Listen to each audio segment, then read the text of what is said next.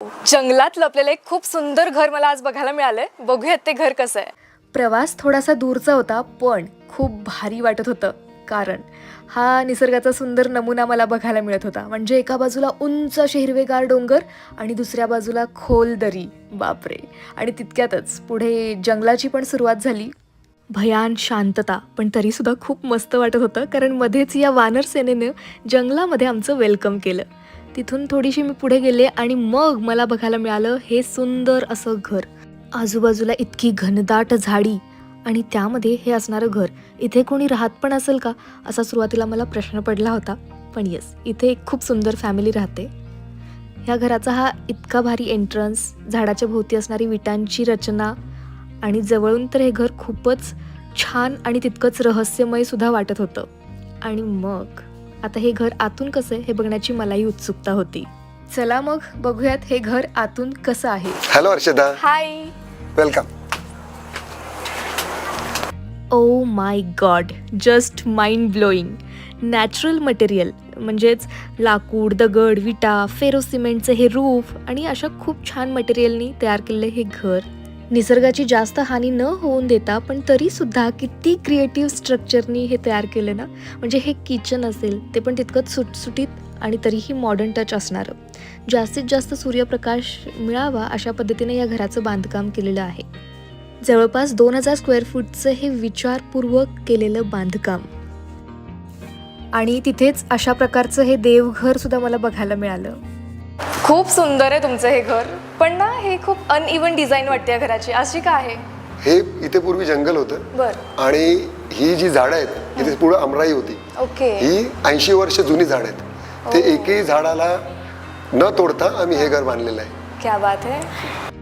या सुंदर अशा घरासाठी जवळपास वर्षभराची वाट बघावी लागली आणि तितकेच एफर्ट्स सुद्धा घेतले गेले.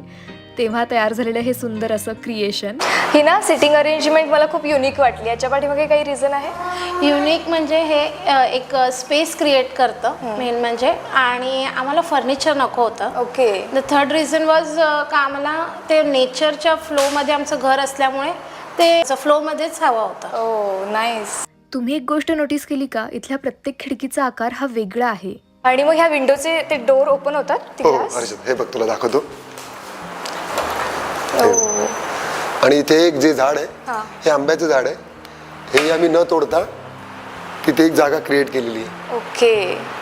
त्यामुळे खूप छान लुक आलाय झाड आणि इथे ना सरळ रेषा ना कोपरे.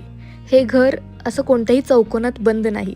ह्या घराने खूप काही शिकवलं. म्हणजे असं वाटलं की कोणत्याही चौकटीत न अडकता just go with the flow आणि निसर्गासोबत जगण्याचा अनुभव.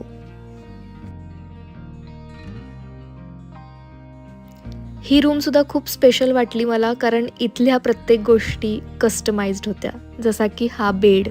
हा बेड दगडी आहे, परमनंट आहे. हो, याचं जे खालचा जो बेस आहे ना तो आम्ही विटांचा बांधून घेतलेला आहे. ओके. आणि हे जे स्ट्रक्चर आहे हे आम्ही हायड्रोलाइज करून ठेवलंय, ज्याच्यात आपलं स्टोरेज पण आपण ठेवू शकतो. ओके. आणि आता बघूया ह्या घराची अजून एक सुंदर बाजू, म्हणजेच अप्पर साइड. एखाद्या आर्टिस्टचं घर किती आर्टिस्टिक असावं हे यातून कळतं, कारण इथे असणाऱ्या ह्या सिटआउट कॉर्नरमुळे. इथे बसून किती युनिक गोष्टी सुचत असतील ना. आणि तिथेच असणारी ही गॅलरी. मेघने सुद्धा घराचा हा पार्ट त्याला का आवडतो याबद्दल सांगितलं.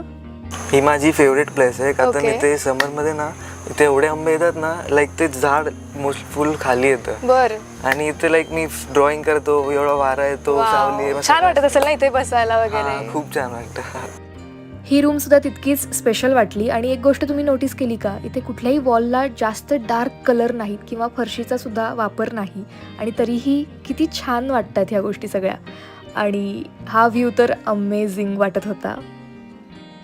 हा सिंक पण तुला वेगळा वाटत असेल, कारण की घराच्या आकाराला जो सुटेबल होईल त्या अनुषंगाने आम्ही हा कस्टमाइज करून घेतलेला आहे. ओके. हजारो ग्लास बॉटल्सनी डेकोरेट केलेली ही वॉल, जी बाहेरच्या बाजूने अशी दिसते आणि तिथूनच डायरेक्ट सनलाईट सुद्धा मिळतो.